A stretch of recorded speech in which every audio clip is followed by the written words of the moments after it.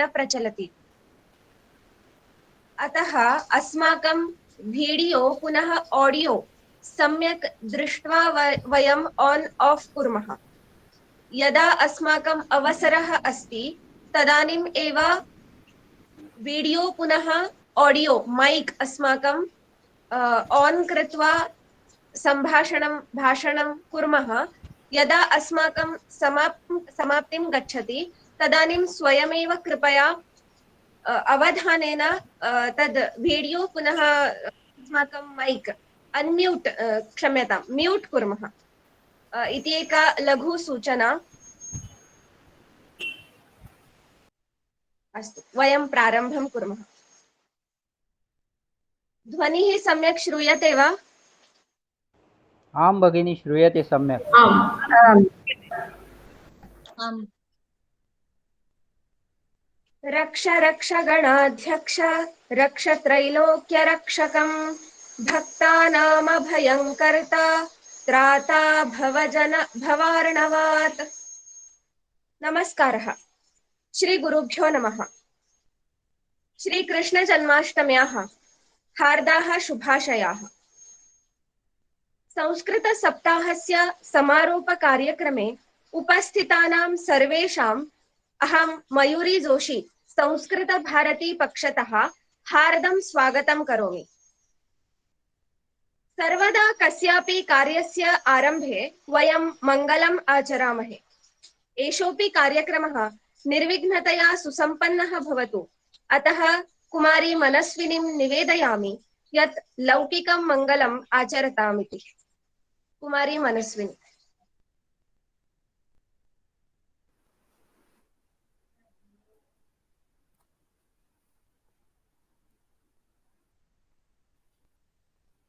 नमो भगवती हे सरस्वती वन्दे तव पदयुगलम्। नमो भगवती हे सरस्वती वन्दे तव पदयुगलम्। विद्यां बुद्धिं वितनु भारती विद्यां बुद्धिं वितनु भारती वन्दे तव पदयुगलम्। विद्यां बुद्धिं वितनु भारती चित्तं कारय मम विमलम्। नमो भगवती हे सरस्वती वन्दे तव पदयुगलम्। वीणां वादिनी शुभमतिदायिनी पुस्तकहस्ते देवनुते वर्णज्ञानं सकलनिदानं सन्निहितं कुरु मम चित्ते। नमो भगवती हे सरस्वती वन्दे तव पदयुगलम्। हंसवाहिनी ब्रह्मवादिनी करुणापूर्णा भववरदे मञ्जुलहासिनी नाट्यविलासिनी लास्यं कुरु मम रसनाग्रे। नमो भगवती हे सरस्वती वन्दे तव पदयुगलम्। नमो भगवती हे सरस्वती वन्दे तव पदयुगलम्। वन्दे तव पदयुगलम्। वन्दे तव पदयुगलम्। धन्यवादः।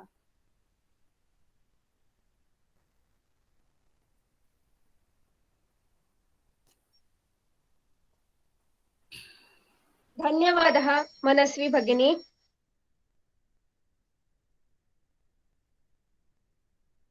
वयं सर्वेपि कार्यक्रमेऽस्मिन् आभासीरूपेण सम्मिलिताः। अस्माकम् अतिथयः अपि बहु दूरात् समागताः सन्ति। तेषां स्वागतं कर्तुं तथा च परिचयं प्रदातुम् अहं श्रीमन्तं प्रसादुमर्ये महोदयं प्रार्थये।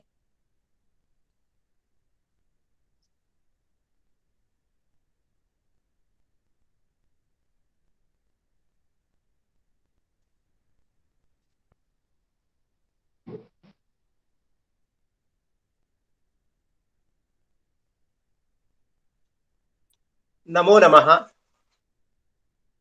सर्वेभ्यः नमस्कारः।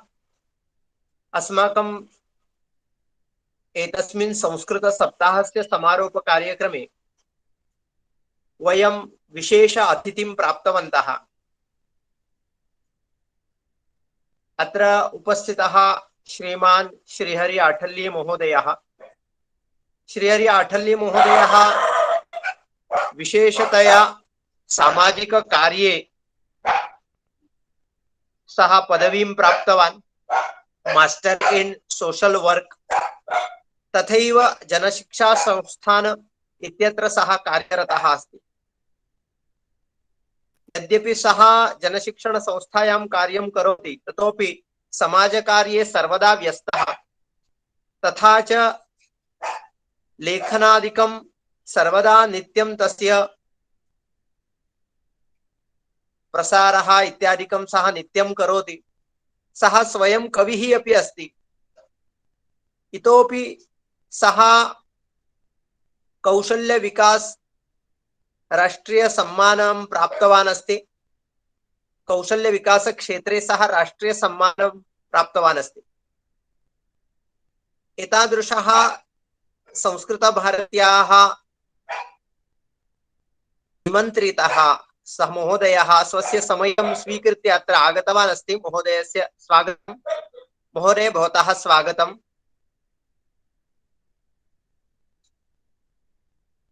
पुनः अस्माकं अत्र विशेष वक्तृरूपेण प्राप्ता अस्ति एस वैष्णवी भगिनी। एस वैष्णवी भगिनी सद्यः तिरुपतिस्थ राष्ट्रीय संस्कृतसंस्थाने पाठयन्ती अस्ति। इदानीं सा बहुषु विषयेषु पदवीं प्राप्तवती। सः संस्कृत मध्ये एमए, पुनः एमफिल, पीएचडी, पुनः एमएससी इन साइकोलॉजी मानसशास्त्रे, पुनः इंग्लिश मध्ये एमए, एतादृश बहुविध उपाधिं प्राप्तवती भगिनी। सर्वेषु विषयेषु नैपुण्यं सम्पादितवती। बहूनि वर्षाणि संस्कृत भारत्याः विषये कार्यं कुर्वन्ती अस्ति। तथा च सः एतादृश विषयान् स्वीकृत्य अधिकं गभीरम् अभ्यासम् अपि कुर्वन्ती अस्ति। महोदय, भवत्याः एतस्मिन् संस्कृतसप्ताहे अहं स्वागतं व्याहरामि। इदानीं भगिनी सर्वदा कार्ये रतः भूत्वा अपि अस्माकम् एतस्मिन् कार्यक्रमे उपस्थिता अस्ति। अतः भगिनी, भवत्याः एतस्मिन् संस्कृतसप्ताहे अहं स्वागतं व्याहरामि।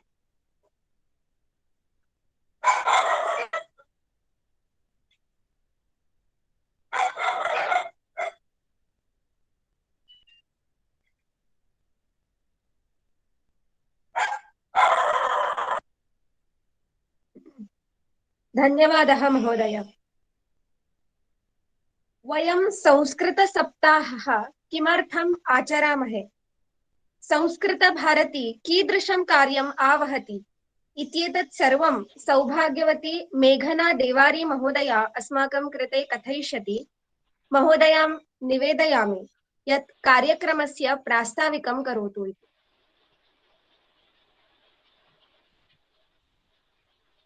नमो नमः। कार्यारंभे श्री गणेशं भक्तियुक्तं स्मराम्यहम्।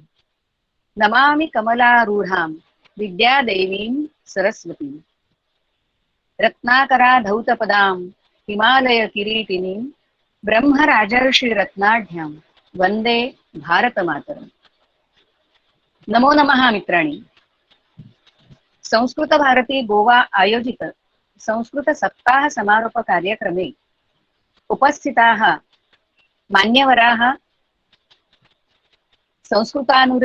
संस्कृतानुरागिणः, छात्राः, अभिभावकाः, भवतां सर्वेषां मनःपूर्वकं पुनरेकवारं स्वागतम्। अमृतवाणी, देववाणी, विज्ञान ज्ञानभाषा संस्कृतभाषा अस्ति। भारतस्य सदाचारी शान्तप्रियत्वं तथैव सुसंस्कारितं संस्कृतेः प्रतीकमस्ति अस्माकं संस्कृतभाषा। यद्यपि एषा भाषा अधुना व्यवहारे नास्ति, जनवाणी नास्ति चेदपि अस्माकं जीवने प्रतिदिनं कुत्रापि केनापि कारणेन तस्याः श्रवण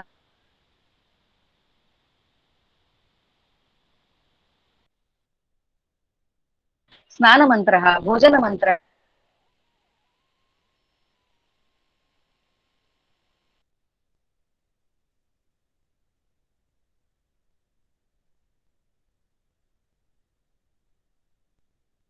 दृढं बन्धनमस्ति। केवलम् आवश्यकता अस्ति पठनं, पाठनं तथा च व्यवहारे तस्य आचरणार्थं प्रयत्नान् वयं यदि कुर्मः तर्हि इतोपि अग्रे वयं गन्तुं शक्नुमः। ग्रामे नगरे समस्तराष्ट्रे रचेम संस्कृतभवनम् इति निर्धारं कृत्वा संस्कृतान्दोलनम् आरब्धं श्रीमान् उमाकान्त केशव आप्टे महोदयस्य आग्रहस्य कारणात्।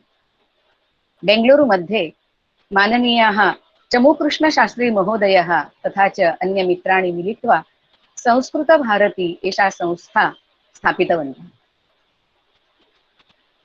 अधुना केवलम् अस्माकं देशे एव न, अपि तु अमेरिका, केनडादि 39 देशेषु अपि अस्याः संस्थायाः कार्यं प्रचलन् अस्ति। जनाः इच्छन्ति, तदर्थं संस्कृतप्रचारं प्रसारं कर्तुं, मार्गदर्शनं कर्तुं, पठनपाठनव्यवस्था विषये चिन्तनं करोति एषा संस्था।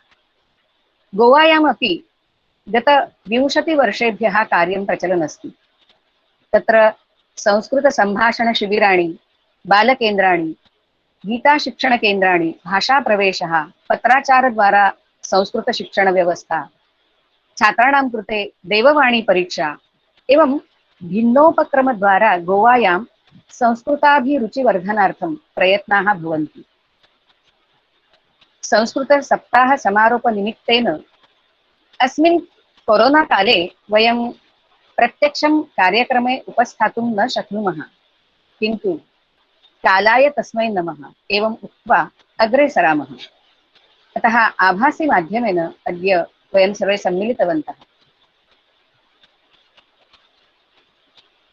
अस्मिन् वर्षे 18 दिनाङ्के, अगस्त मासस्य 18 दिनाङ्के संस्कृतसप्ताहस्य उद्घाटनकार्यक्रमः अभवत् गोवायां।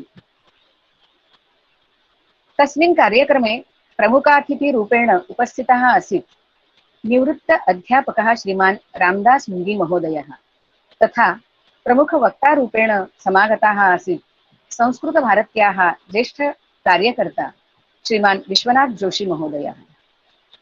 तदनन्तरम् अस्मिन् सप्ताहे आहत्य वयं 7 स्पर्धानाम् आयोजनं कृतवन्तः।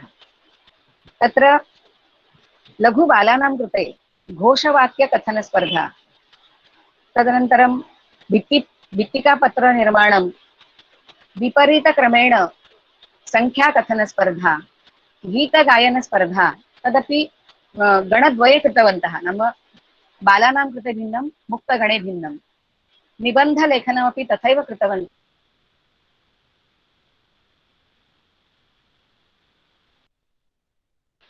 रङ्गावली रेखाटनस्पर्धा, एवं प्रकारेण सर्वेषां सहभागः भवतु इति विचिन्त्य स्पर्धानाम् आयोजनं कृतमासीत्। अत्र प्रतिस्पर्धाः अपि उत्तमः आसीत्। आहत्य 90 स्पर्धकाः पञ्जीकरणं कृतवन्तः। तेषु साक्षात्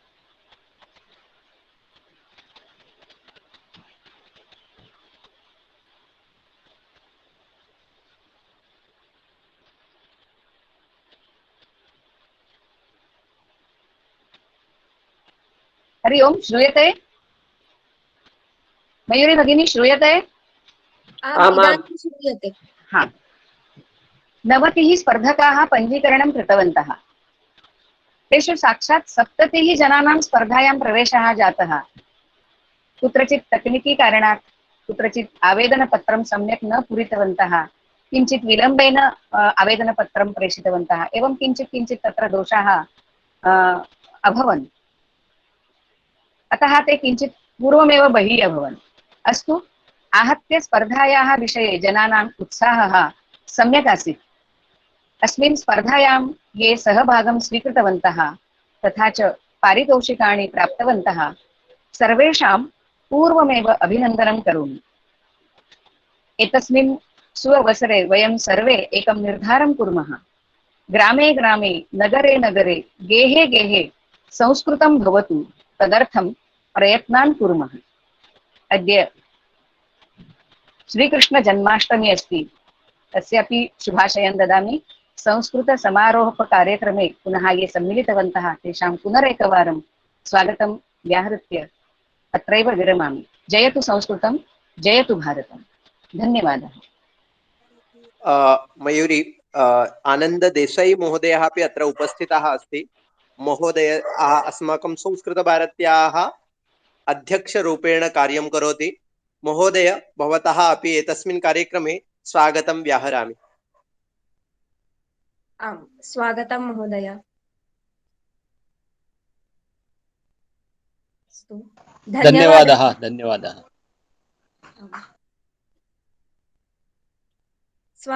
धन्यवादः भगिनी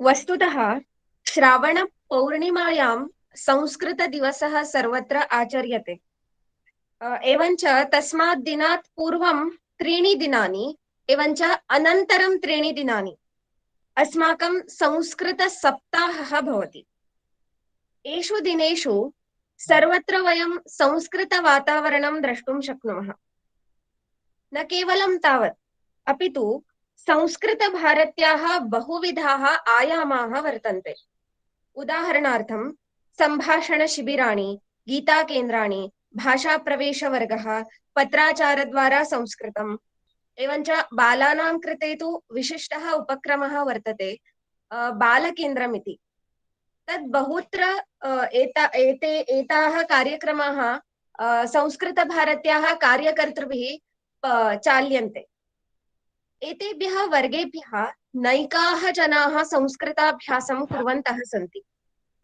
एवमेव एतेषामेव छात्राणां संस्कृतप्रतिभायाः किञ्चित् दर्शनं वयं कुर्मः इतः परम् अस्माकम् अनौपचारिकसत्रं प्रचलति तर्हि अहं मान्यां सुखदा भगिनीं निवेदयामि यत् सत्रस्यास्य सूत्राणि भवती स्वीकरोतु इति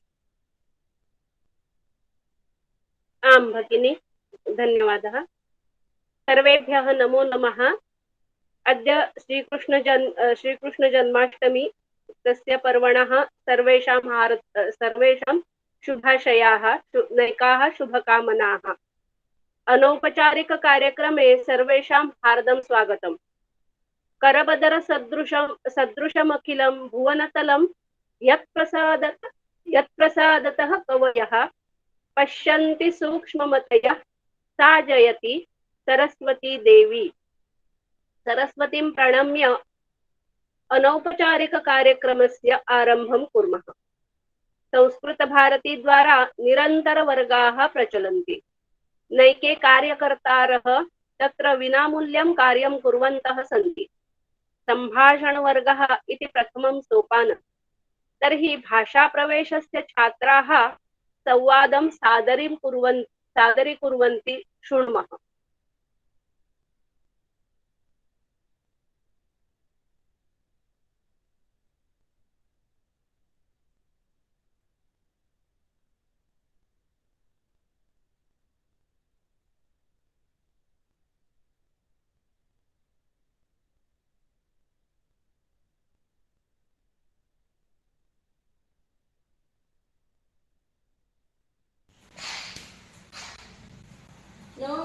भवती किं कुर्वती अस्ति?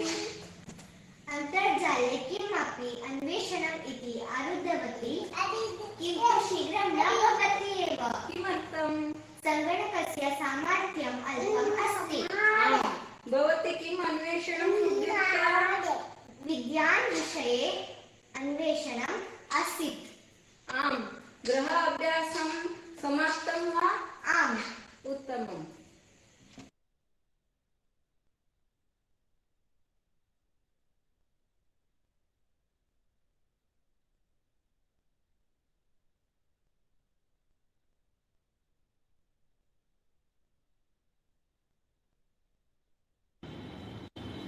अम्मा अम्मा अद्य संस्कृतवर्गः अस्ति। आम्, अतः शीघ्रं गृहपाठं समापयतु। आम् अम्मा, समापयामि। संस्कृतवर्गे किं किं पाठयति? लोकगीतं संख्याः, अनन्तरं स्तोत्रं, कथा सर्वे सम्यक् पाठयति। एवं वा? मम शिक्षिका स्नेहन् सम्यक् पाठयति। बहु रोचते अम्मा। अस्तु, शीघ्रं गच्छतु। धन्यवादाः।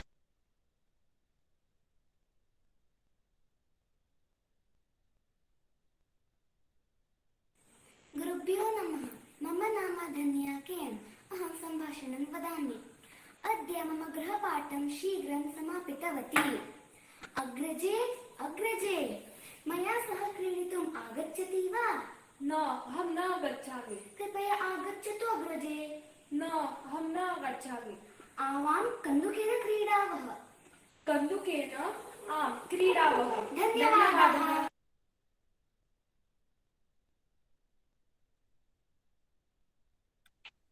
धन्यवादाः। काव्यं कस्मै न रोचते? काव्यं तु सर्वेभ्यः रोचते एव। संस्कृते महाकाव्यानि, सुभाषितानि, स्तोत्राणि सन्ति। तेषु एकं स्तोत्रं शिवमानसस्तोत्रम् इदानीम् आस्वादयामः।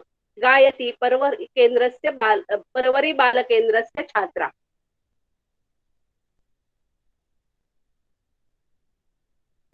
शिवमानसस्तोत्रम्।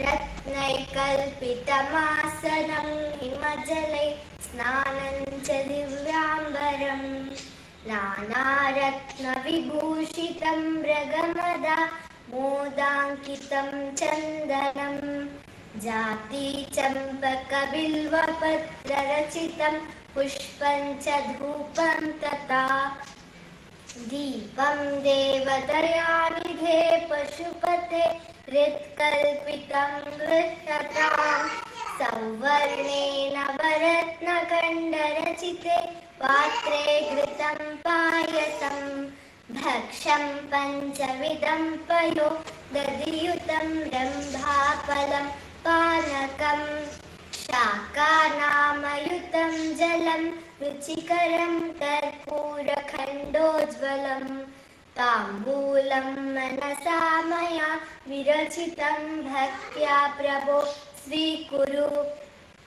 छत्रं चामरयोर्युगं व्यजनकं चादर्शकं निर्मलं, वीणाभेरिमृदङ्गका हलकला गीतं च नृत्यं तथा, साष्टाङ्गं प्रणतस्तुतिर्बहुविधा एतत् समस्तं मया, सङ्कल्पेन समर्पितं तव विभो पूजां गृहाण प्रभो, आत्मा त्वं गिरिजामतिर्सहचरा प्राणा शरीरं गृहम्, पूजा ते विषयोपभोगरचना निद्रा समाधिस्थितिः, सञ्चारः पदयो प्रदक्षिणविधिः स्तोत्राणि सर्वा गिरो, यद्यत् कर्म करोमि तत्तदखिलं शम्भो तवाराधनम्, करचरणकृतं वा कायजं कर्मजं वा श्रवणनयनजं वा मानसं वापराधं, विहितमविहितं वा सर्वमेतत् क्षमस्व, जय जय करुणाब्धे श्री महादेव शम्भो, जय जय करुणाब्धे श्री महादेव शम्भो। धन्यवादाः। इदानीं भाषाप्रवेशस्य छात्राः सम्भाषणं कुर्वन्ति। शृणुमः।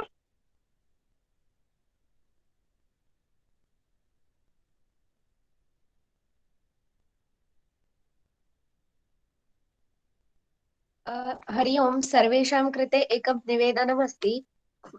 यदा स्वस्य वचनं भवति, डैलाग् भवति, तदानीं स्वस्य वीडियो पुनः मैक् अन्म्यूट् कर्तुं तथा च वीडियो ऑन् कर्तुं न विस्मरन्तु। पुनः यदा सम्भाषणं समाप्यते तदानीं कृपया मैक् म्यूट् कुर्वन्तु।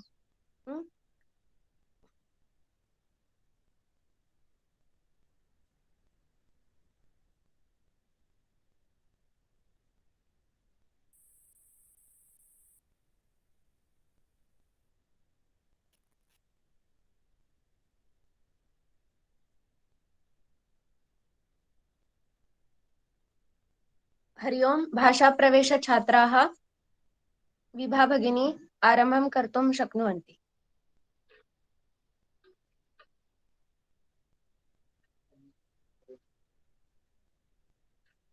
नमस्कारः। अस्माकं नाटकस्य नाम अस्ति कोरोना कालः एकः अवसरः।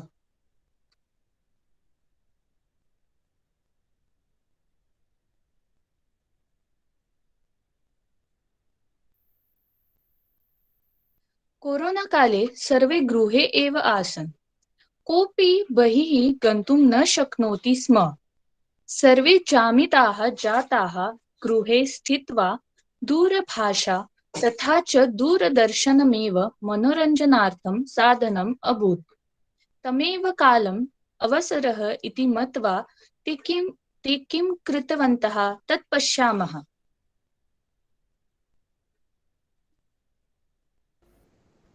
कल्पिता भगिनी, भवती संस्कृतसम्भाषणवर्गः स्वीकरोति इति श्रुतं।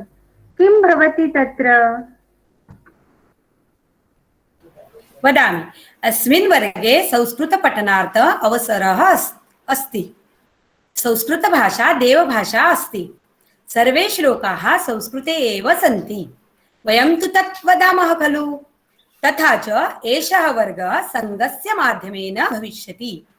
वयं गृहे स्थित्वा एव पठितुं शक्नुमः।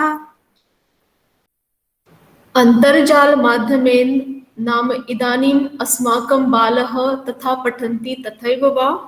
यदि तथा अस्ति चेत् अहमपि पठिष्यामि। परन्तु मनसि एका शङ्का अस्ति। यदि अस्मिन् वर्गे सर्ववयसः भवन्ति तर्हि अस्मान् सर्वेषां पुरतः प्रश्नाः पृच्छन्ति। यदि उत्तरं न आगच्छति चेत् लज्जां न भवति खलु? कारणं बालाः स्पष्टम् उच्चारणं कुर्वन्ति। यदि अस्माकं ज्येष्ठानां दोषः भवति चेत्?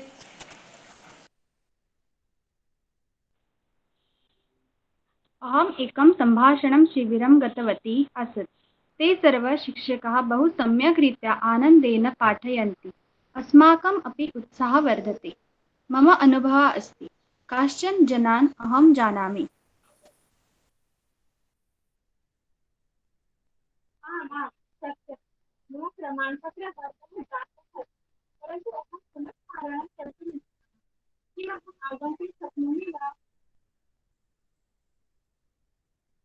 आम्, वयं पञ्जीकरणं तु कुर्मः। यदि कोऽपि समस्या वर्तते चेत् पश्यामः।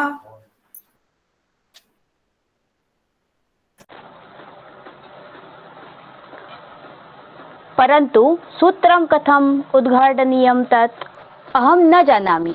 अहं केवलं सन्देशा तथा च दूरध्वनिः स्वीकरोमि। अधिकं न जानामि। मृणाल भगिनी, भवतीम् अहं साहाय्यं करोमि। इदानीं वयं पञ्जीकरणं कुर्मः। वर्गः तु निःशुल्कः अस्ति। किञ्चित् सत्कार्यार्थं समयं यापयामः। तर्हि निश्चितं सर्वे अद्यैव पञ्जीकरणं कुर्मः। आम् आम् आम् आम् आम्।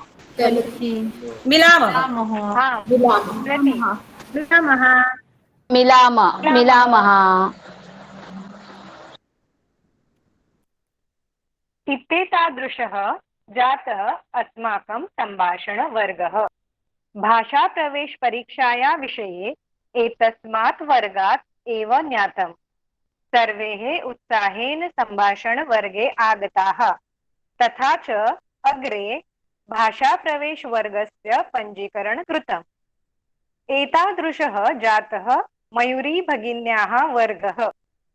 एतस्मात् वर्गात् लॉकडाउन कारणेन आगताः नकारात्मक विचाराः विस्मृत्य सकारात्मक विचाराणाम् आगमनं जातम्। किमपि नूतन पठितुं गृहे स्थित्वा अवसरः प्राप्तः। धन्यवादः। धन्यवादाः। उत्तमं, बहु उत्तमम्। पृथिव्यां त्रीणि रत्नानि, जलम्, अन्नं, सुभाषितम्। इदानीं सुभाषितानि वदति माशेल बालकेन्द्रस्य छात्रा।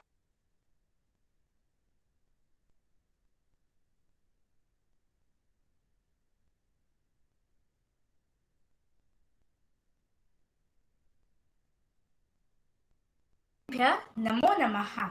सर्वेभ्यः संस्कृतदिनस्य शुभाशयाः। मम नाम ईश्वरी सिद्धेशः कान्दोकर्। अहं षष्ठीकक्षायां पठामि। अहं श्री बालकेन्द्रे संस्कृतं पठामि। अहं सार्थ सुभाषितानि वदामि। भाषा सुमुख्या मधुरा दिव्या गीर्वाण भारती, तस्यां हि काव्यं मधुरं तस्मादपि सुभाषितम्। सभी भाषाओं में सबसे मुख्य, मधुर और दिव्य देवभाषा संस्कृत है। उसमें भी काव्य, और काव्य में भी सबसे मधुर सुभाषित वचन होते हैं। ददाति प्रतिगृह्णाति गुह्यमाख्याति पृच्छति, भुङ्क्ते भोजयते चैव षड्विधं प्रीतिलक्षणम्। देना, लेना, रहस्य बताना और उन्हें सुनना, खाना, खिलाना, ये छह प्रेम के संकेत है। सर्वं परवशं दुःखं सर्वमात्मवशं सुखम्, एतद्विद्यात् समासेन लक्षणं सुख दुःखयोः। जो वस्तुएं अपने अधिकार में नहीं है वह सब दुख है, तथा जो चीज अपने अधिकार में है वह सब सुख है। संक्षिप्त में सुख और दुख के यह लक्षण है। गुणाः कुर्वन्ति दूतत्वं दूरेऽपि वसतां सतां, केतकी गन्धमाघ्रातुं स्वयमायान्ति षट्पदः। गुणवान व्यक्ति जन सामान्य से दूरी बनाए रहते हैं, लेकिन उनके गुण उनके दूत बनकर समाज में उनकी कीर्ति का प्रसार करते हैं। जैसे कि केतकी के पुष्पों की सुगंध से मधुमक्खियां स्वयं फूलों के पास पहुंच जाती है। अभिवादनशीलस्य नित्यं वृद्धोपसेविनः, चत्वारि तस्य वर्धन्ते आयुर्विद्या यशो बलम्। जो व्यक्ति सुशील और विनम्र होते हैं, बड़ों का अभिवादन और सम्मान करने वाले होते हैं, तथा अपने बुजुर्गों की सेवा करने वाले होते हैं, उनकी आयु, विद्या, कीर्ति और बल, ये चारों में सदैव वृद्धि होती है। धन्यवादः।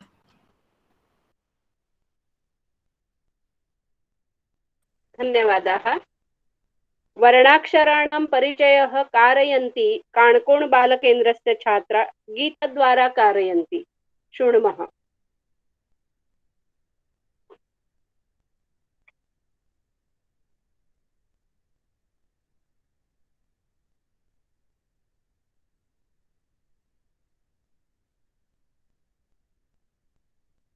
कमलं विकसति सुन्दर सरसि क ख ग घ ङ, शलका गायति वाजयति चिउ चिउ गीतं छा छा झा झाया टन टन नादं करोति घण्टा टा टा डा डाणा तरुवरि शाखा हरिता हरिता ता ता धा धाना पश्च पश्च रे लघु लघु मत्स्य प फ ब भ म यत्र तत्र रे चित्रपतंगा या रालव शशगसावको धावति कूर्दति श श स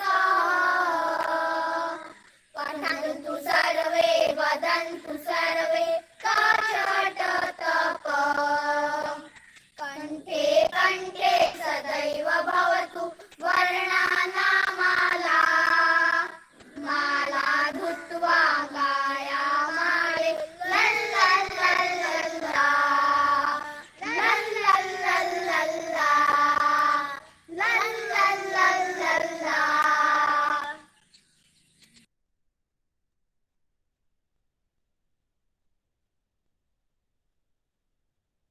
धन्यवादाः। अस्माकं संस्कृतिः कथं रक्षितव्या इति कथाद्वारा कथयति गीतासोपानवर्गस्य छात्रा मानसी भट्टप्रभुगावकर।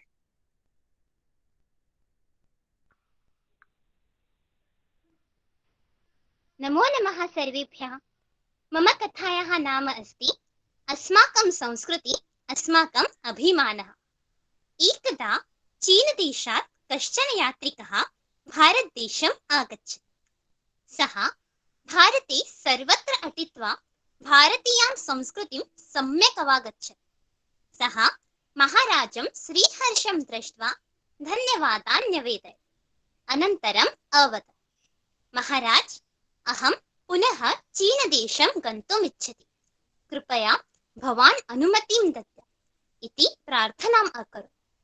हर्षमहाराजः अपि सन्तुष्टः एवम् अवदत्, भोः यात्रिक, भवान् अस्माकम् अतिथिः भवति, अतः भवते उत्तमानि उपायनानि ददामि। भवान् सर्वं स्वीकुर्यात् इति अवदत्। उक्त्वा च बहूनि भारतीय ऐतिहासिकानि सांस्कृतिकपुस्तकानि च तस्मै अयच्छत्। तेन सह बहूनि रत्नानि च अयच्छत्। तदनन्तरं स्वकीय भटान् आहूय, भो भटाः, अयम् अस्माकम् अतिथिः स्वदेशं प्रति गन्तुम् इच्छति। अस्य गमनार्थं नौकां योजय इति आज्ञाम् अयच्छत्। एवं रत्नानां पुस्तकानां च रक्षणाय तेन सह 20 योद्धा अपि गच्छेयुः इति आज्ञाम् अकरोत्। नौकया गमनसमये दौर्भाग्यात् चण्डमारुतः आरब्धः। बलवतः वायोः प्रभावात् नौका इत्यस्ततः दोलायमाना अभवत्। चीनयात्रिकः भटाः च किं कर्तव्यम् इति अज्ञात्वा भीतः अभवत्। तदानीं प्रधाननाविकः अवदत्, भो वीराः, इदानीं नौकायाः भारः अधिकः भवति, अतः नौकायाः अन्यत्र नयनं कठिनं वर्तते। वयं यदि भारं न्यूनीकुर्मः तर्हि नौकायाः अन्यत्र नयनं सम्भवति। अतः अस्माकं प्राणरक्षणाय यात्रिकस्य उपायनरूपेण यानि पुस्तकानि, रत्नानि च दत्तानि, तानि सर्वाणि अपि समुद्रे क्षिपामः इति अवदत्। तदानीं भटानां मध्ये प्रधानभटः अवदत्, भोः भटाः, एतानि उपायनवस्तूनि, पुस्तकानि च अस्माकं भारतीयसंस्कृतेः उदाहरणरूपाणि। तेषां रक्षणं कुर्युः इति राज्ञा आज्ञापयत्। ताम् आज्ञां वयं पालयेम। अतः ऐतिहासिक सांस्कृतिक चिह्नरूपाणां वस्तूनां क्षेपणं मा कुर्याम्। वयमेव समुद्रे पतित्वा नौकां चण्डमारुतात् रक्षेम। इदं वचनं श्रुत्वा अन्ये अपि योद्धारः भारतीयसंस्कृतेः रक्षणार्थम् एकैकशः समुद्रे अपतन्। एवं रीत्या नौकायाः भारं न्यूनीकृत्य भारतीयसंस्कृतेः रक्षणम् अकुर्वन्। अस्य कथायाः तात्पर्यम् अस्ति, देशस्य रक्षणार्थं तस्याः संस्कृत्याः रक्षणं करणीयम् अत्यन्तम् आवश्यकम् अस्ति। अन्यथा देशस्य नाशः अटलमस्ति। धन्यवादः। धन्यवादाः भगिनी, बहु उत्तमम्। अस्माकं भारतस्य प्रतिष्ठे द्वे अस्ति, संस्कृतं संस्कृतिस्तथा, द्वयोः अपि रक्षितव्या। अतः अग्रे इदानीम् अनौपचारिककार्यक्रमः समाप्तः। कार्यक्रमस्य अग्रिमं सूत्रम् अहं मनस्वी मयूरी भगिन्यै समर्पयामि। धन्यवादः। आं धन्यवादः भगिनी। उत्तमः आसीत् खलु कार्यक्रमः। छात्राः, बालकेन्द्रछात्राः तथा च अन्य गीताकेन्द्र पुनः भाषाप्रवेशछात्राः अपि सम्यक् स्वयमेव सिद्धतां कृत्वा एतत् कार्यक्रमं दर्शितवन्तः अस्मान्। धन्यवादाः सर्वेभ्यः। इदानीं पुनः औपचारिककार्यक्रमं प्रति आगच्छामः। अस्माकं कार्यक्रमे वक्तृरूपेण समागता मान्या एस् वैष्णवी महोदयां निवेदयामि यत् अस्मान् उद्बोधयतु इति।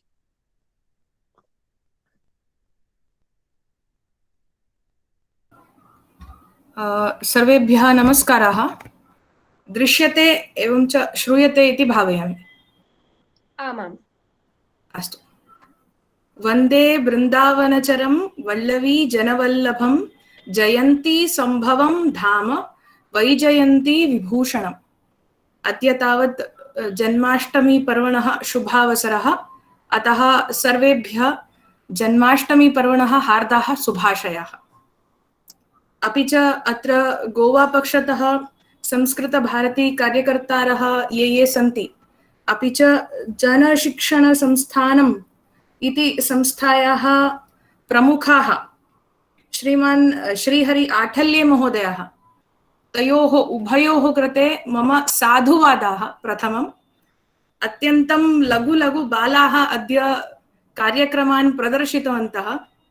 मादृशी या भवति प्रतिदिनं ज्येष्ठान् पश्यति पाठयति च, अतः लघु बालान् दृष्ट्वा अत्यन्तम् आनन्दम् अनुभूतवती वस्तुतः। एवं च या विशेषेण संस्कृते श्लोकान् उक्त्वा पुनश्च हिन्द्यां तस्य अर्थं श्रावितवती, तस्याः एवं अन्याभ्यः सर्वाभ्यः मम साधुवादः। अस्तु, संस्कृतभारत्याः कार्यक्रमः अयम्। अत्र तावत् वयं सर्वे संस्कृतसप्ताहस्य समारोपकार्यक्रमे समुपस्थिताः इति अत्यन्तं सन्तोषस्य विषयः। पूर्वं तावत् एकमेव दिनम् अस्य दिनस्य आचरणम् आसीत्, अधुना तावत् अस्माभिः सप्ताहं यावत् चाल्यते इति अयं विषयः प्रशंसनीयः। द्वितीयः विषयः, सप्ताहस्य समारोपकार्यक्रमे अद्य अहं ये बालाः अद्य आगताः सन्ति तेषां सर्वेषां कृते किञ्चित् गभीरं विषयम् उपस्थापयामि। तेषां व्यावसायिकशिक्षणम् इति एकम्। अत्र कतिचन कार्यकर्तारः अपि सन्ति, अपि च बालाः सन्ति, तेषां पितरौ अपि सन्ति इति भावयामि। अतः एतेषां सर्वेषां कृते यथा सौकर्यं भवति एवं च आनुकूल्यं भवति तादृशं विषयम् उपस्थापयितुम् इच्छामि। अस्तु, गतवर्षे तावत् अस्माभिः सर्वैरपि श्रुतं स्यात् NEP 2020 अर्थात् नेशनल एजुकेशन पॉलिसी इति अस्माभिः श्रुतमेव। अत्र ये पितरौ उपस्थिताः सन्ति तेषां सर्वेषां कृते निवेदनं, ते सर्वेपि सम्पूर्णं NEP 2020 पठेयुः प्रथमं। तेन तेषां काचित् कल्पना भवति यत् स्वबालानां शिक्षणं कीदृशं भविष्यति एवं च कस्मिन् मार्गे तेषां विकासः भवेत्। एतद् द्वयमपि प्रदर्शयति NEP 2020। अतः तस्य अध्ययनम् अथवा ज्ञानम् अनिवार्यम्। तत्र प्रथमम् एवं च प्रधान प्रश्नः भवति NEP 2020 मध्ये छात्रस्य समग्रविकासः इत्यस्मिन् विषये तत्र किम् उच्यते, अधिकं प्राधान्यं दत्तं। छात्रस्य समग्रविकासः, छात्रस्य टोटल डेवलपमेंट इति उच्यते। इंटेग्रल डेवलपमेंट अथवा टोटल डेवलपमेंट इति कथयामः। तर्हि तादृशम् अंशं स्वीकृत्य सम्पूर्णं NEP 2020 कृतं वर्तते। तथैव सामाजिकव्यवधानं सोशियल् गैप्स् यत्र भवन्ति तत्सर्वं तेषु व्यवधानेषु यथा मार्गं कल्पयेत् तथा NEP 2020 निर्मितमस्ति। तर्हि तत्र नैके विषयाः उल्लिखिताः। अस्माकं भारतवर्षस्य बालानां कृते अग्रे तेषां भविष्यत् कीदृशं निर्मितं भवेत् इति धिया एतादृशं किञ्चित् निर्मितं वर्तते। तर्हि तत्र नैके विषयाः सन्ति, तेषु अयं विशिष्टः कश्चन विषयः व्यावसायिकशिक्षणं, वोकेशनल एजुकेशन, व्यावसायिक शिक्षण जिसको बोलते हैं। अस्माकं सर्वेषां मनसि प्रायः एका भीति सर्वदा वर्तते। का सा भीतिः? संस्कृतं पठामः, संस्कृतं प्रति रुचिरस्ति, अहं संस्कृतं पठितुम् इच्छामि, अग्रे गत्वापि पठिष्यामि, परन्तु तेन उद्योग अवकाशः कुत्र, कथं वा अहं प्राप्स्यामि इति अस्माकं मतिः अवश्यं प्रश्नं पृच्छति। यतः दिस् इस् प्राक्टिकल् लैफ्, व्यावहारिकरीत्या अस्माभिः जीवनं याप्यते। तत्र तावत् उद्योगः इति प्रधानविषयः, स च अंशः अस्माकं मस्तिष्के सर्वथा धावति। तर्हि तत्र समाधानं किं भवितुम् अर्हति? नाहम् अत्र एतेषु विश्वविद्यालयेषु अथवा विद्यालयेषु पदानि सन्ति तत्र आवेदनं कुर्वन्तु इति न वदामि, परन्तु मम आशयः एवमस्ति। कथनात् पूर्वम् इतोपि एकम् अंशं वक्तुम् इच्छामि। सम्पूर्ण संस्कृतभारत्याः विषये मम शोधकार्यं मया कृतं। मम PhD डिग्री संस्कृतभारत्याः विषये एव मया कृतः। अतः ततः कतिचन विषयाः मया गृहीताः। ते विषयाः अत्र उपस्थापयितुम् अहं किञ्चित् इच्छामि। छात्रस्य चिन्तनं प्रथमं भवति, थिङ्किङ्ग्। तेन सः कस्मिंश्चित् विषये अवगच्छति, न अवगच्छति चेदपि संशयात्मकं किञ्चित् मनसि स्थापयति, तेन इच्छा जागृता भवति, ततः क्रिया प्रवृत्तिः भवति।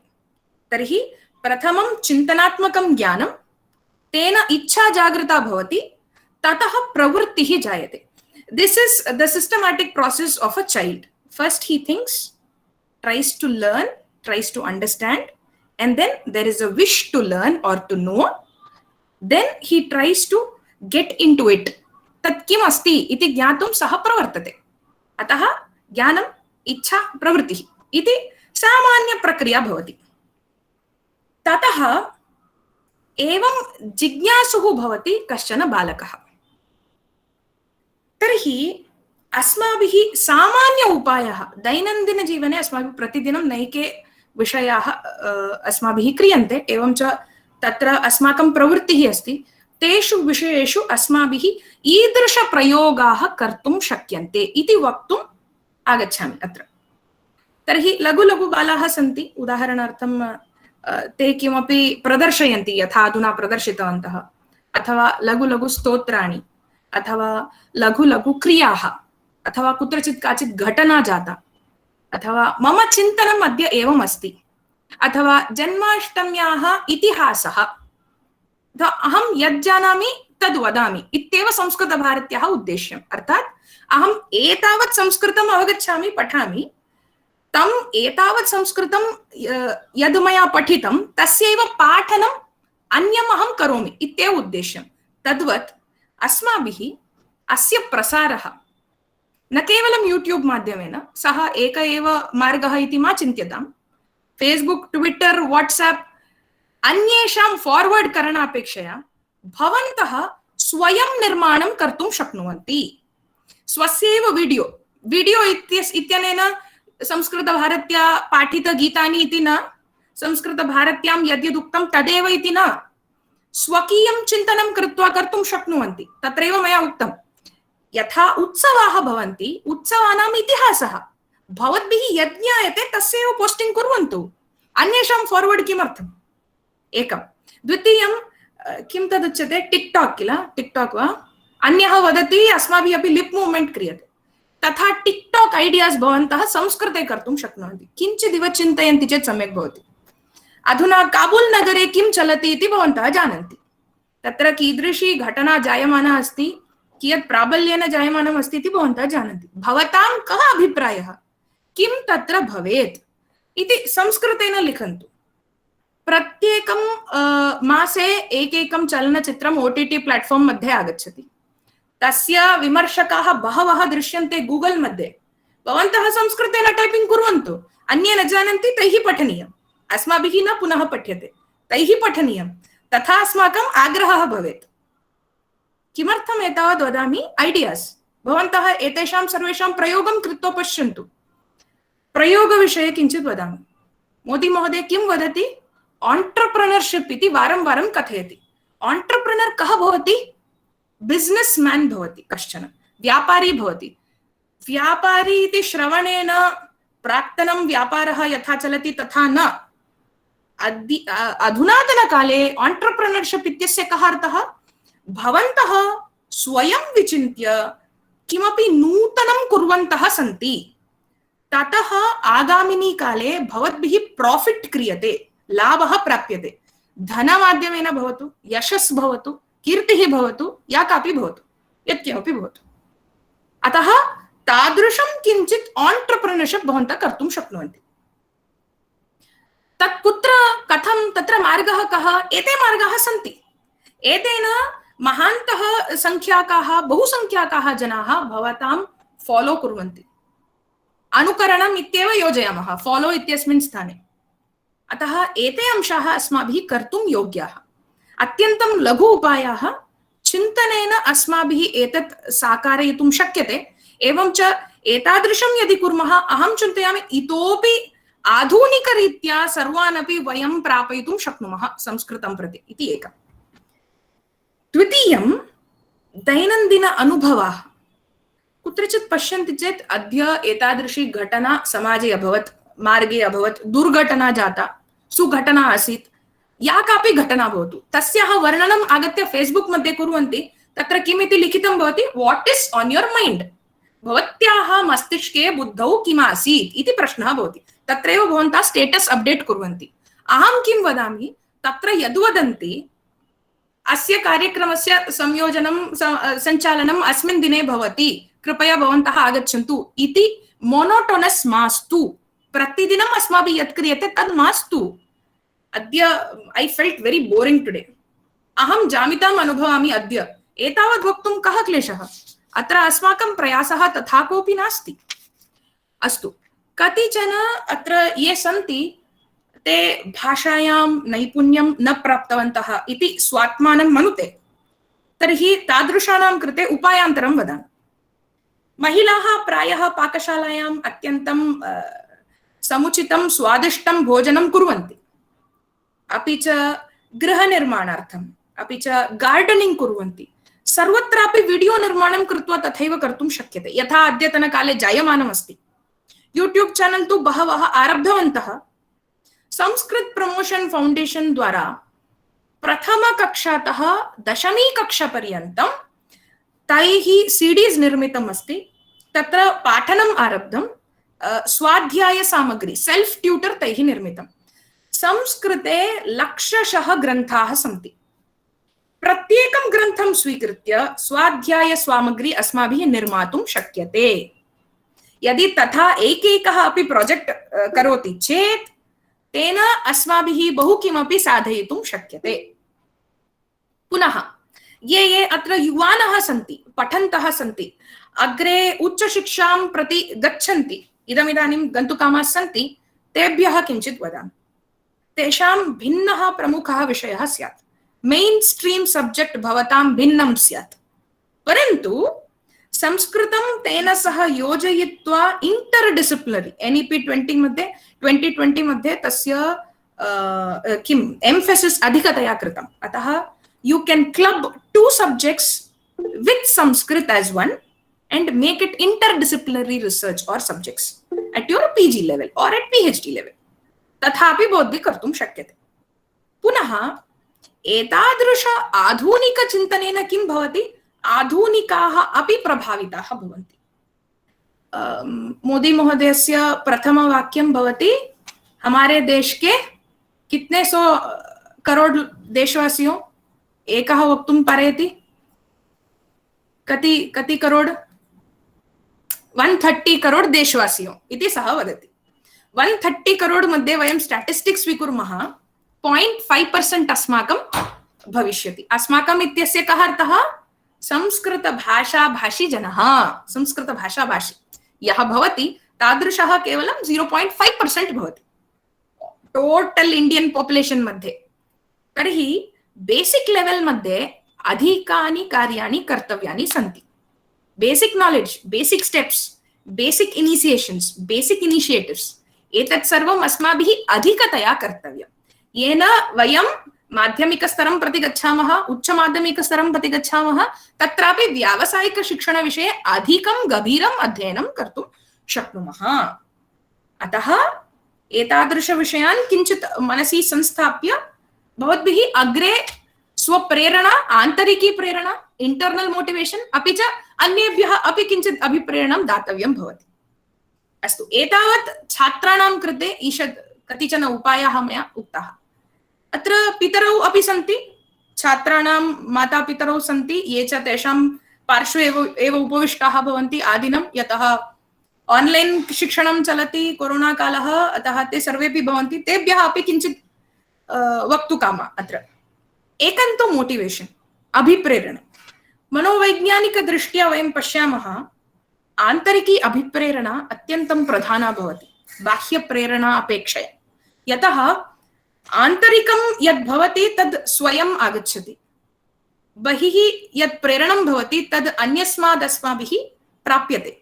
यदि कोऽपि न भवति तदानीम् आन्तरिकम् अभिप्रेरणमेव अस्मान् रक्षति। अतः आन्तरिकम् अभिप्रेरणं प्रधानम्। तद् यदि बालेषु अस्माभिः वपनीयं तर्हि अस्माभिः किं कर्तव्यं? पित्रोः दायित्वं भवति यद् ते स्वात्मानम् अवगच्छेयुः, बालस्य आगामिनी कालः यः भवति तस्य अवगमनं भवेत्, एवं च संस्कृतस्यापि महत्त्वं कथं तेषां भाषया तेभ्यः बोधनीयम् इति तैः अवगन्तव्यम्। अतः एते त्रयः अपि विषयाः प्रधानाः सन्ति। अत्र ईषद् वक्तुम् इच्छामि, एतत् सम्पूर्णं मया मननं तु न कृतं, परन्तु ईषत् शृण्वन्तु। I have traveled across the length and breadth of India and I have not seen one person who is a beggar. एकोऽपि भिक्षुकः मया न दृष्टः भारते। Who is a thief? एकः अपि चौर्यकार्यं यः करोति, चोरः, तमपि न दृष्टवान्। Such wealth I have seen in this country. तादृशः धनव्यवस्था, तादृशी धनव्यवस्था मया दृष्टा। एवं च such high morals, मूल्ययुक्तः अयं समाजः मया दृष्टः भारतदेशे। People of such caliber, योग्यताः अत्यन्तम् असंख्याकाः सन्ति।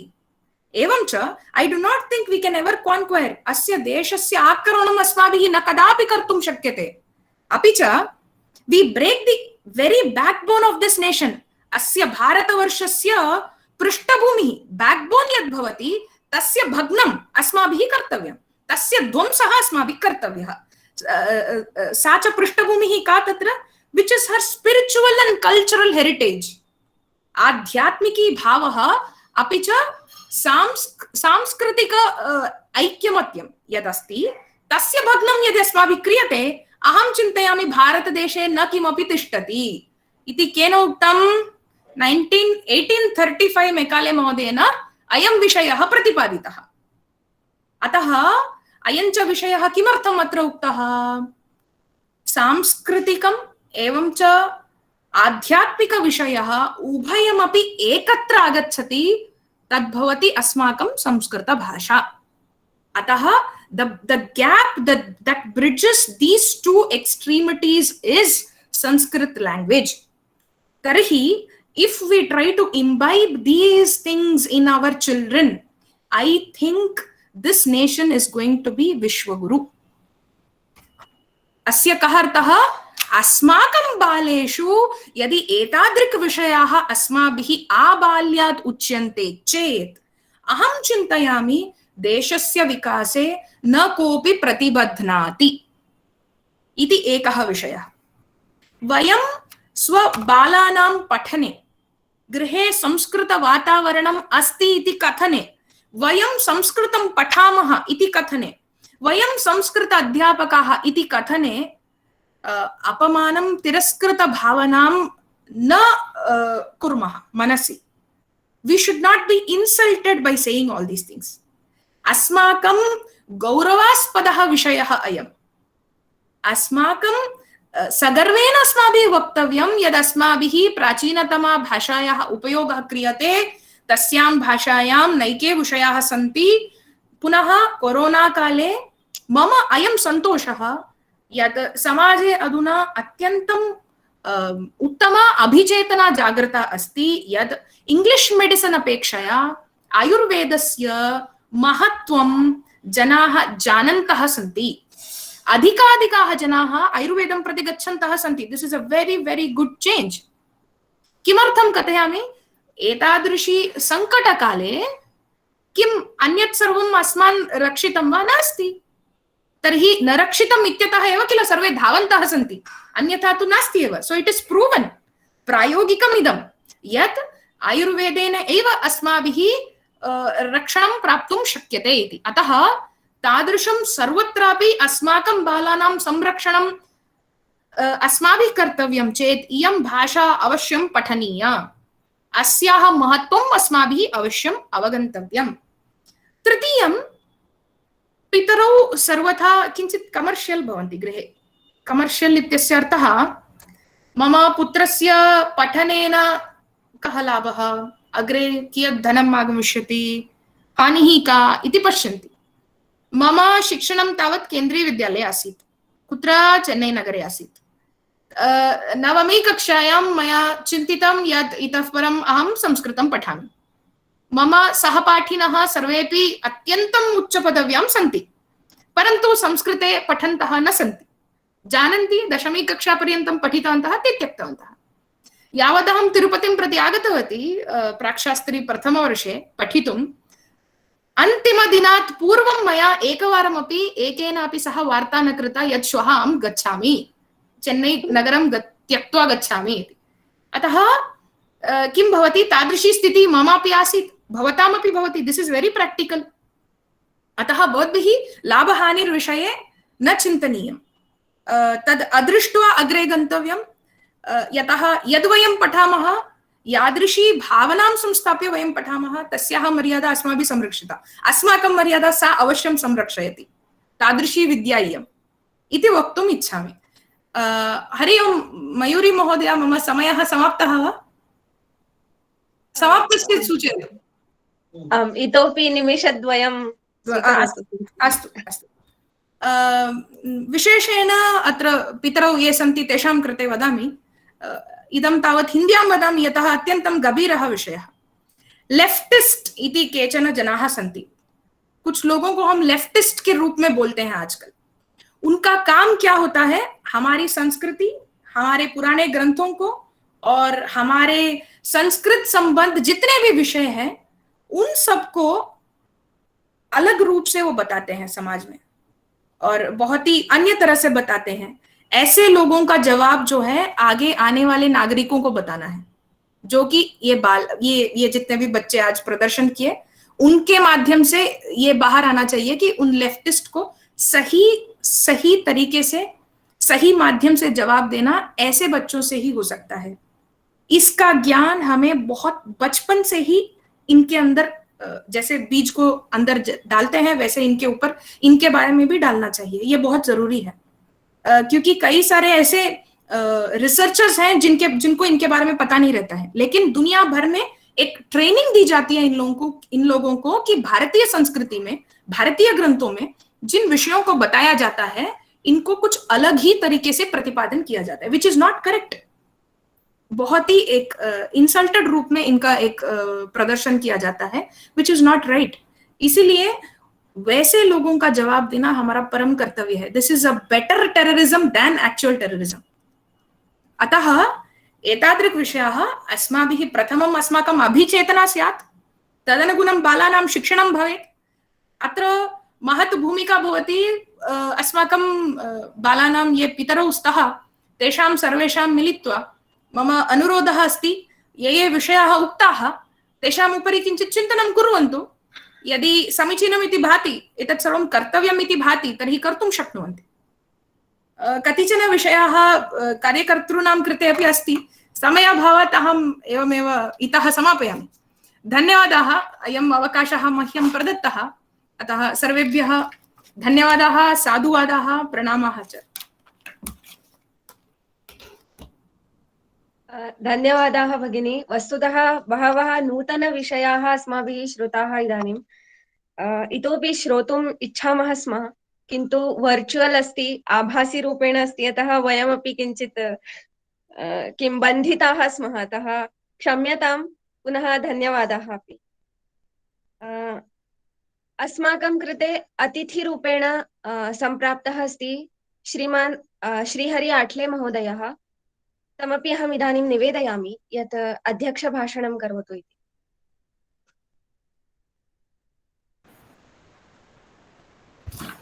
नमस्कार।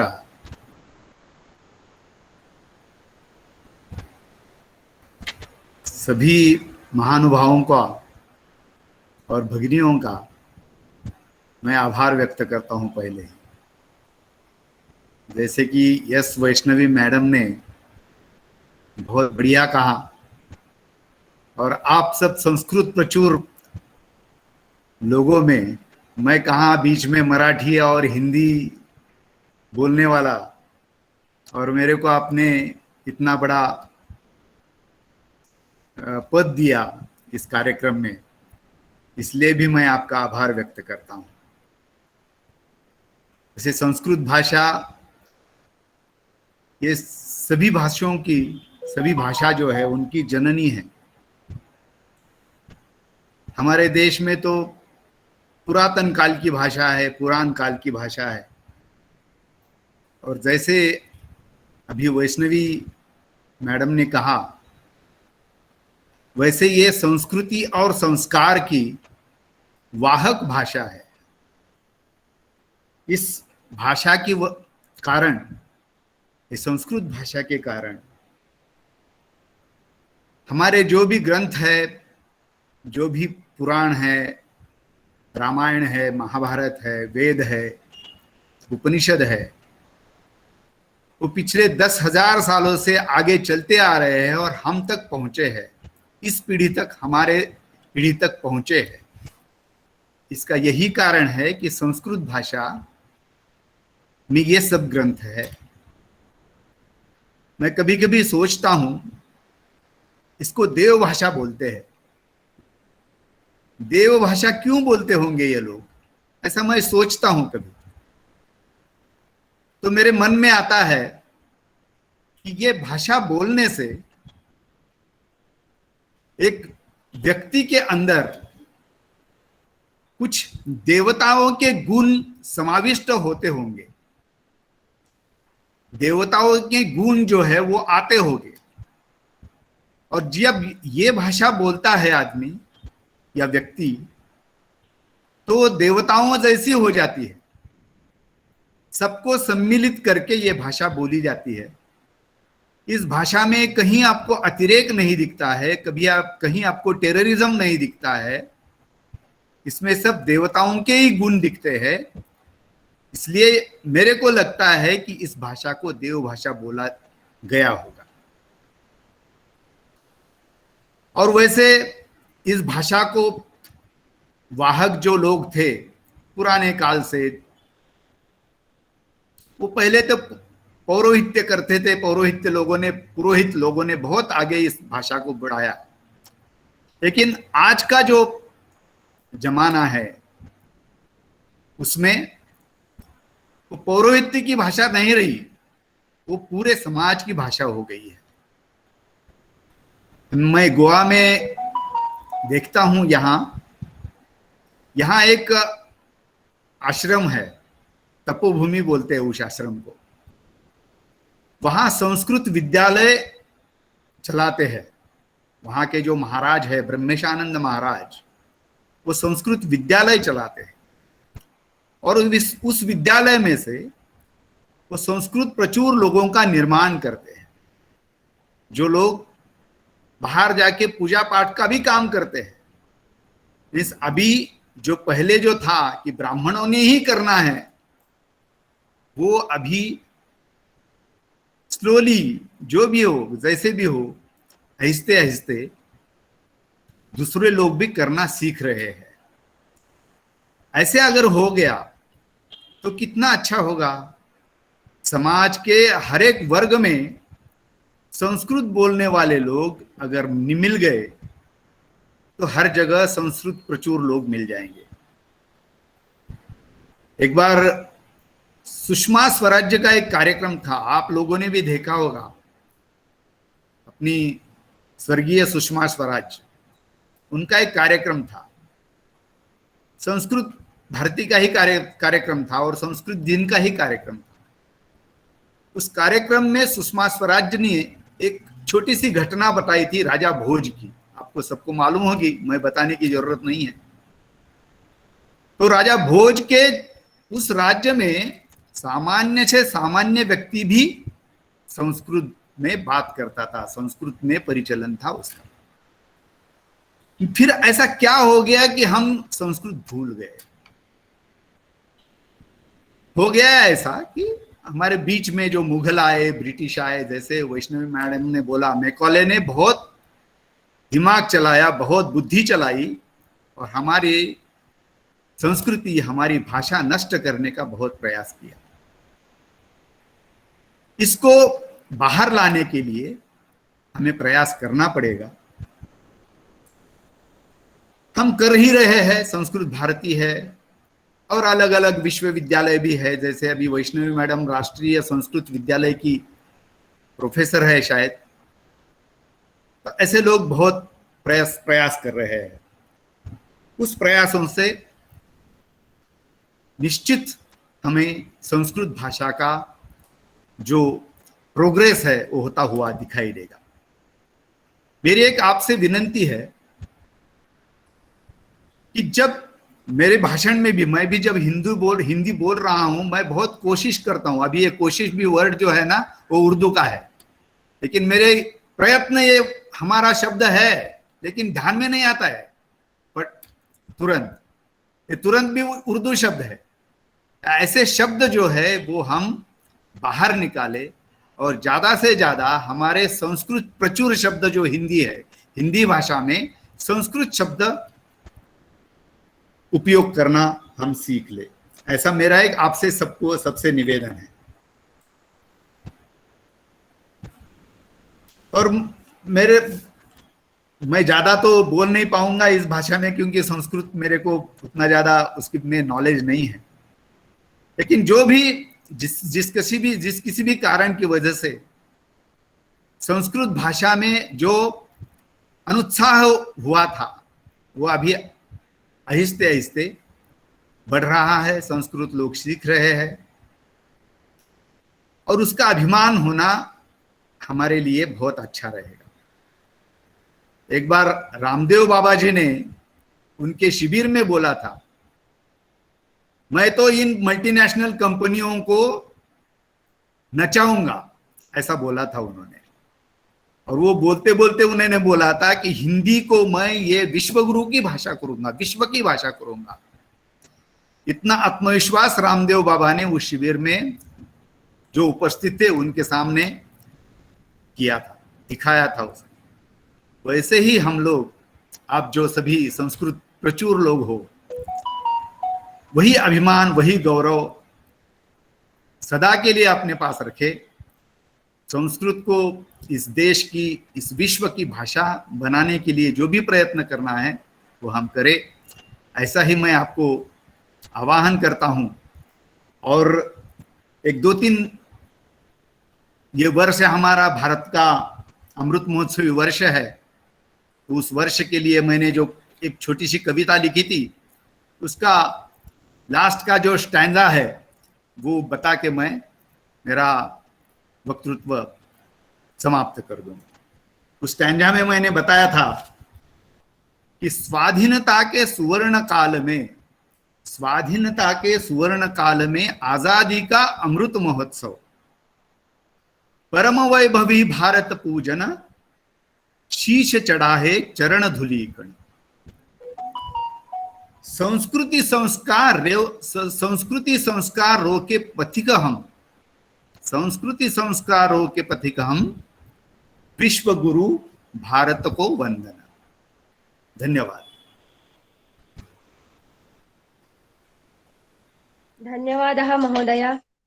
आरम्भे एव भवता उक्तं यत् देवभाषायाः यत् वयं देवभाषामिति वदामः तद् किमर्थं, तस्य किं स्वरूपं, यतोहि अत्यन्तं सात्विकता अस्यां भाषायां वर्तते। सत्यमेव तद्। धन्यवादाः। इदानीं संस्कृतसप्ताहनिमित्तं संस्कृत भारती गोवा द्वारा बहव्यः प्रतियोगिताः आयोजिताः आसन्। तासु स्पर्धासु बहवः छात्राः सहभागं कृतवन्तः। वयं आरम्भे एव श्रुतम् अस्माभिः। तर्हि सहभागं कृत्वा बहवः पारितोषिकाणि अपि प्राप्तवन्तः। तर्हि के छात्राः इति शृणुमः। अहं नरेन्द्रमहोदयं निवेदयामि यत् पारितोषिकाणि उद्घोषयतु इति। वस्तुतः इदानीं केवलम् उद्घोषणा जायते, पारितोषिकाणि वयं पोस्ट द्वारा प्रेषयिष्यामः। नरेन्द्रमहोदयं प्रार्थये उद्घोषणां करोतु इति। धन्यवादः मयूरी भगिनी। नमो नमः मान्यवरेभ्यः उपस्थितेभ्यः सर्वेभ्यः मम नमस्कारः। सुरससुबोधा विश्वमनोज्ञा ललिता हृदया रमणीया अमृतवाणी संस्कृतभाषा नैव क्लिष्टा न च कठिना। संस्कृतसप्ताहे संस्कृतप्रेमी जनानां कृते वयं विविधाः स्पर्धाः आयोजितवन्तः। स्पर्धानां पारितोषिक उद्घोषणा कर्तुम् अहम् उपस्थितः। यद्यपि कोरोना कालः अस्ति, कठिना परिस्थितिः अस्ति, तथापि गोमन्तकीयजनाः सोत्साहेन सहभागं दत्तवन्तः। तेषाम् अभिनन्दनम्। बहु समयः वर्चुवल् माध्यमेन गच्छति, अतः अहं साक्षात् पारितोषिकाणाम् उद्घोषणां करोमि।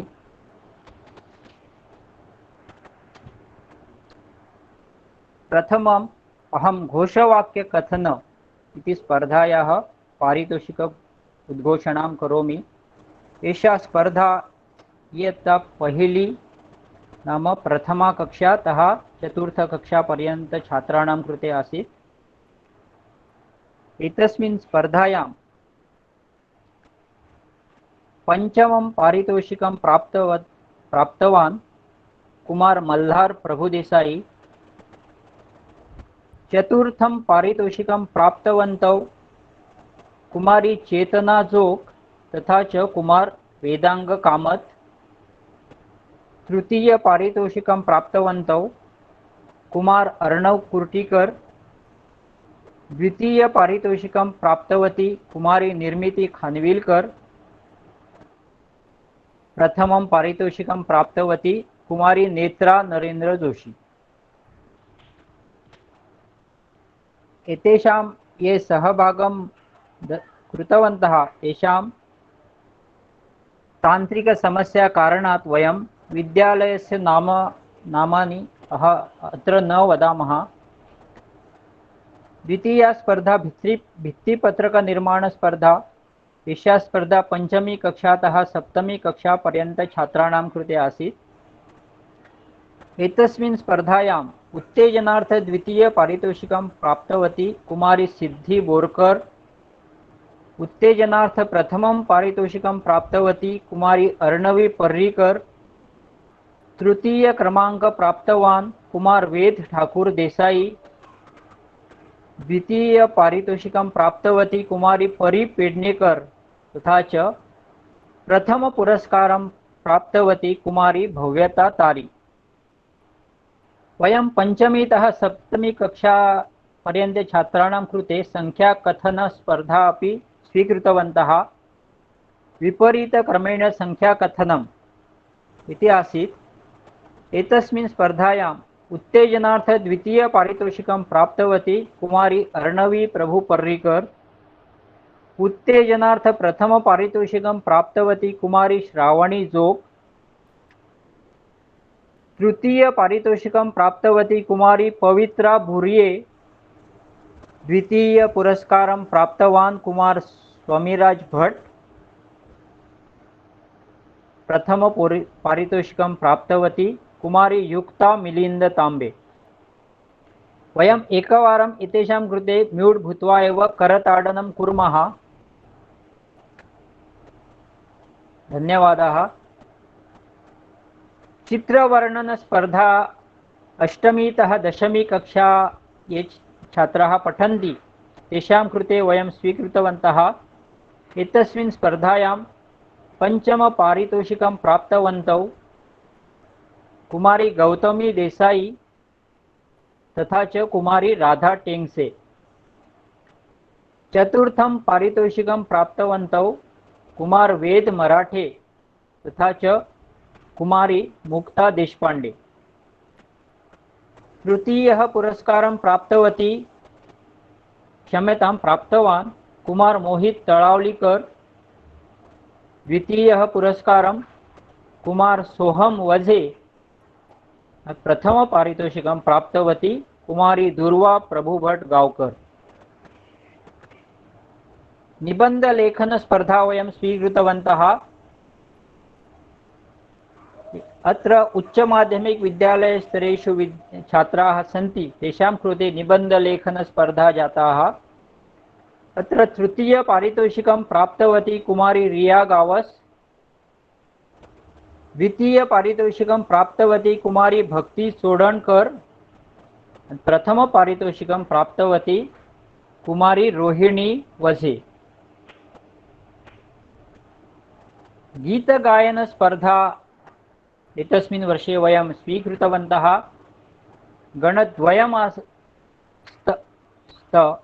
गणद्वयं स्तः। एकः गणः बालगणः नाम 15 वर्षपर्यन्तं जनानां कृते। एतस्मिन् स्पर्धायाम् उत्तेजनार्थ द्वितीय पारितोषिकं प्राप्तवती कुमारी नेत्रा जोशी। उत्तेजनार्थ प्रथम पुरस्कारं प्राप्तवान कुमार वेदांग कामत। पंचम पुरस्कारं प्राप्तवती कुमारी दुर्वा भटगावकर। चतुर्थं कुमार आदित्य पोपुलवाड। तृतीयः पुरस्कारं प्राप्तवती कुमारी श्रिया नाइक देसाई। द्वितीय पुरस्कारं प्राप्तवन्तौ कुमारी श्रिया कैसरे तथा च कुमारी मेघा गोबरे। प्रथम पुरस्कारं प्राप्तवती कुमारी आर्या मणेरीकर। गीतगायन स्पर्धा 15 आयुः उपरि ये जनाः सन्ति तेषां कृते वयं स्वीकृतवन्तः।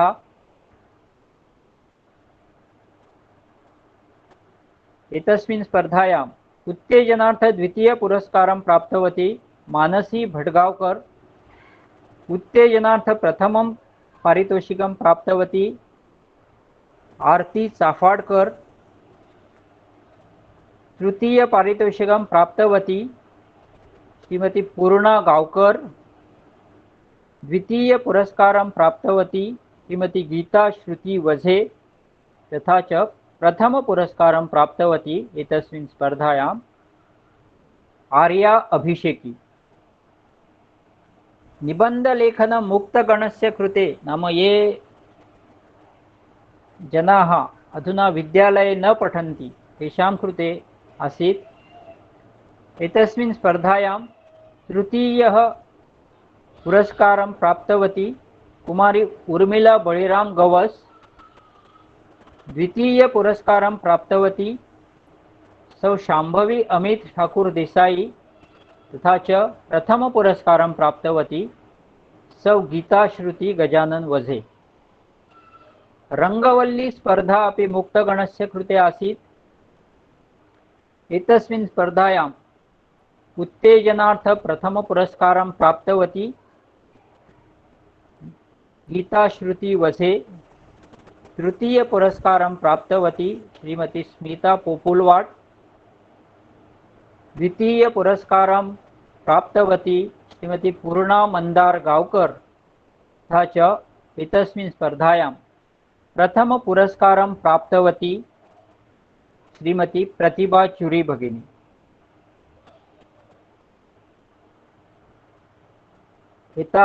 एषः आसीत् स्पर्धायाः पारितोषिकवितरणकार्यक्रमः। अधुना अहं मयूरी भगिनीं निवेदयामि अग्रिमसूत्रं भवती स्वीकरोतु इति। धन्यवादाः महोदय। एवञ्च ये पारितोषिकाणि प्राप्तवन्तः तेभ्यः सर्वेभ्यः छात्रेभ्यः साधुवादाः, अभिनन्दनानि। एवञ्च ज्येष्ठेभ्यः अपि धन्यवादाः, सहभागं कृतवन्तः, एवञ्च अभिनन्दनानि। इदानीं कार्यक्रमस्य अन्तिमपर्याये वयं स्मः। तर्हि वृद्धिभगिनीं निवेदयामि यत् आगतेभ्यः अतिथिभ्यः, जनेभ्यः एवञ्च कार्यक्रमं सफलीकर्तुं ये सहकार्यं कृतवन्तः तेभ्योऽपि धन्यवादान् वितनोतु इति। एवञ्च कार्यक्रमं सुसम्पन्नं करोतु।